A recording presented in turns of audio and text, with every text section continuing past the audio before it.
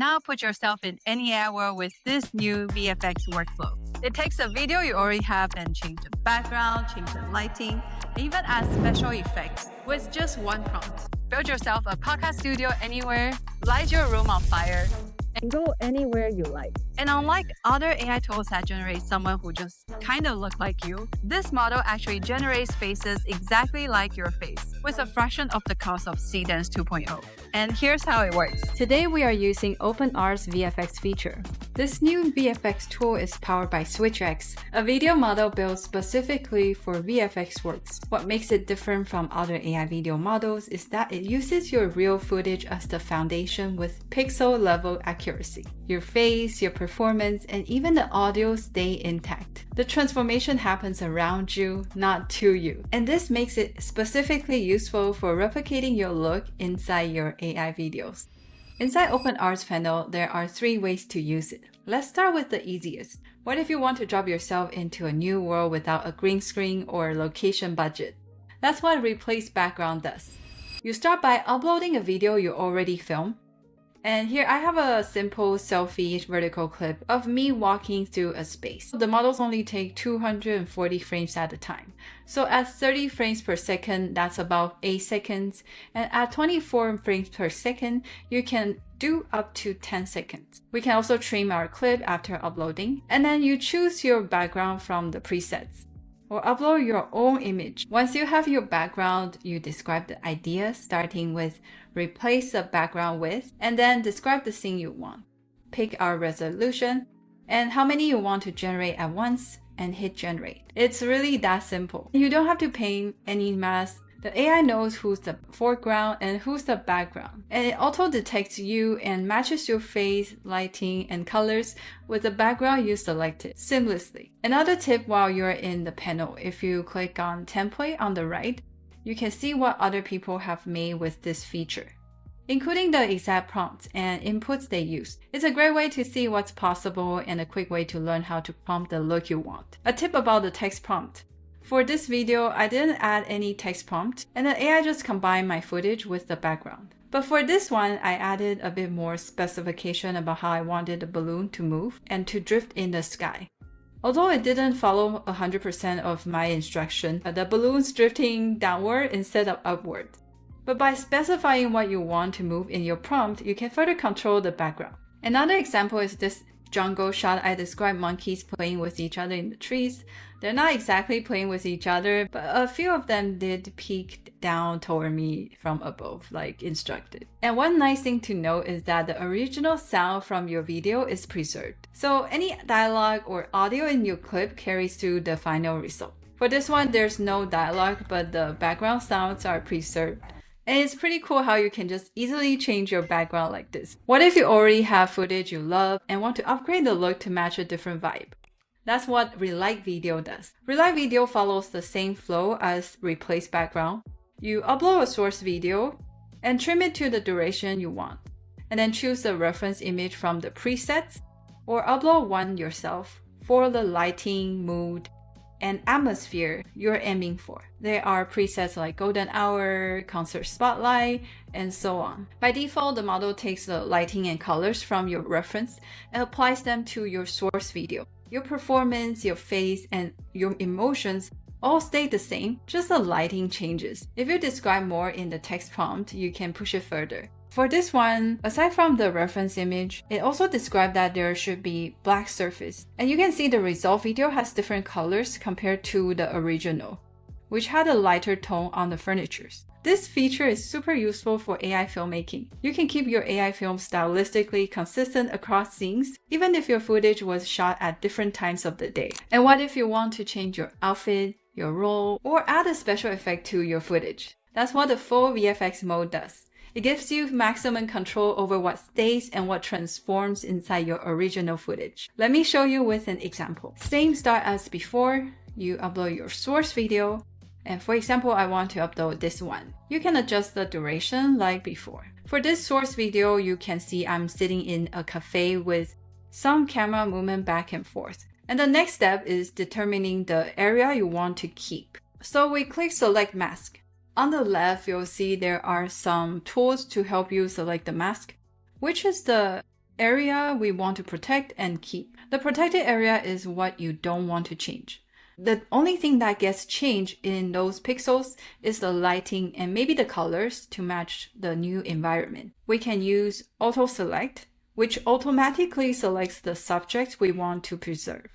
For example, in this one, it automatically selected me and also the table in front of me. This helps you easily select the subject of your video. You can also use Smart Select, where you just click on an object and it will guess what you want to select. For example, this one, when we click, it selects the chair. And click on me and it selects my whole body. You can delete any selection from the panel on the right. Another way is to use the brush tool to paint manually what you want to keep. The eraser here can remove anything you accidentally selected. This helps you to fine-tune the selection. My preferred area is to add area up top. Here you can describe the areas you want to keep and the AI will select them for you. For example, I type hair and face and hit enter. And it automatically selects my face and hair just like this. I can further fine-tune by adding the neck area with my necklace using the brush tool like this. We can also add other area too on top of it. For example, I type hands and the AI automatically detects my hand. So I don't have to manually select pixel by pixel. If you need to, you can adjust the transparency here. You can also zoom in and out to see the details more clearly.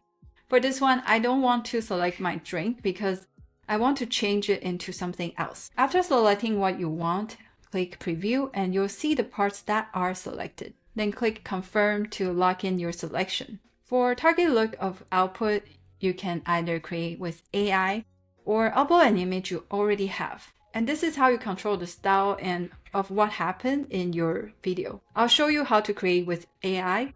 And once you're in the Create with AI panel, it lets you select any frame from your video to use as a reference for creating the reference image. The idea is that you create the reference image with the exact composition of the frame from your video. So the AI has a proper guide for how the output should look. You can also add other references for style or anything else like object reference. There are image models here to pick from, and I usually use the first frame of the video as a reference, but it's not something you have to do. It depends on the situation, which I will explain more later. Then you describe the change you want for the shot. For example, I might write a young woman sitting in a Hogwarts Express train compartment by the large window, landscape composition matching the original frame. To anchor it to my actual video, I click Add and select the frame. And she's holding a glass of bottle of pumpkin juice with a paper straw. I also specify what she's wearing, and then I describe the details, the look of the uniform, and the look of the pumpkin juice bottle. You just describe what you want to change in the scene. For the best structural reference, I prefer to use GPT Image 2 as the image model. The generated image will show up in your result panel like this. And you can see I used the frame as a composition reference, then change the environment and the output of the subject. It didn't match 100% of my first frame, which is fine in this case. In the text prompt section, you describe the look you want and what motion you want in the video. For example, here I said, a young woman sitting inside a fast-moving train traveling through the Scottish countryside. And then I describe how I wanted things to move. Pick the resolution like before and click generate. And here's the result I got. You can see it preserved the motion and the performance, my face, and even the camera movement from the original video. One thing I didn't love is that the scenery outside isn't moving as fast as I was hoping. And things like that can happen. But overall, the whole thing is super impressive overall. And here's another version where I got better results with the background moving more dynamically. It's super cool how you can sometimes get such a dynamic background.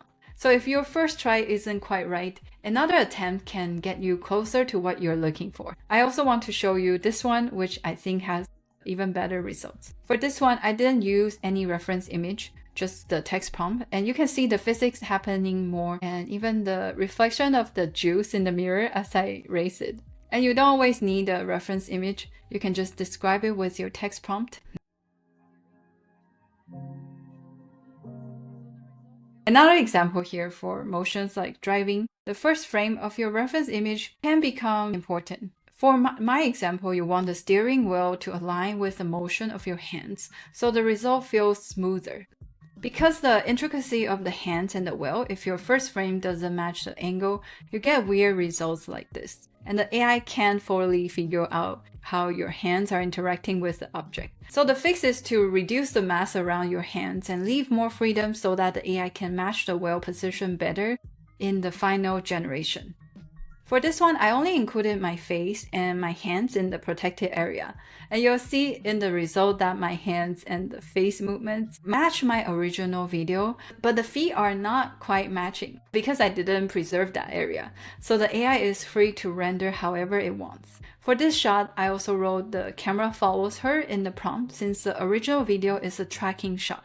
But for tracking shot like this, even though I prompted the camera follows her, the camera movement isn't as strong as the original video. And when you have a dynamic moving scene with camera movement and a lot of happening at once, sometimes you need some trial and error or just keep the camera still to get the best result. Another masking example for this kind of effect where you want part of your face to show up with a special effect like the metal plate I have here. You start with the same way, you input the source video, and the tip is when you're masking, leave the part where you want the metal plate unprotected, so the AI can change that part. The masked area preserves your feature, while the unmasked part stays flexible for the special effect. This is how you create that cyborg style special effect on part of your face.